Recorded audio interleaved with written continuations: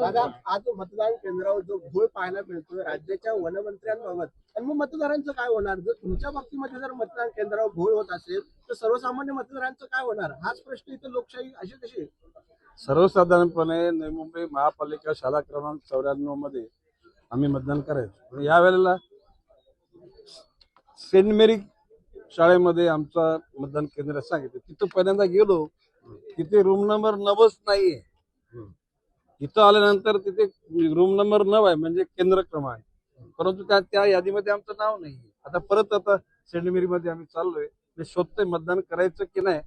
Election कमिशनरनी ते माझंच नाव, इथला मी आमदार, इथला राज्याचा मंत्री, तर आमच्याच बाबतीत अशी हालत असेल तर अन्य सर्वसाधारण मतदाराबाबत काय स्थिती असू शकेल याचा अंदाज तुम्हीच घ्या. परिवारात नियोजन व्यवस्थित नाही, नियोजन निश्चितपणे व्यवस्थित नाहीये.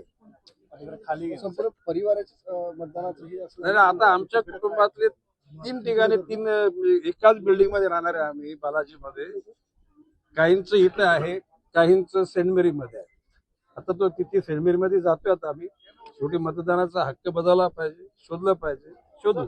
सर, हा मनमानी कारभार म्हणावा लागेल. कारण काय झालं की प्रत्येक वेळी मतदान मोजणी केंद्र पण जो आहे तोही एकच असायचा किंवा 2 असायचे.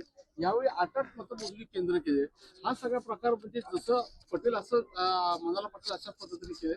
तुम्हाला माहिती आहे की ह्या शहरामध्ये प्रभागांची रचना करताना सुद्धा अतिशय चुकीच्या पद्धतीने केली.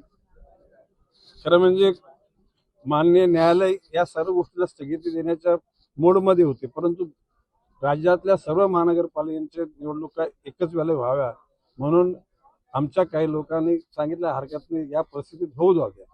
आता वाशीमधल्या एका वॉर्डमधल्या एका उमेदवाराचं सकाळी सांगितलं तुमचं वैध, आणि नंतर रात्री सांगितलं अवैध. कोर्टामध्ये गेल्यानंतर हायकोर्टाने त्या उमेदवाराचं नाव तिथं कायम केलं.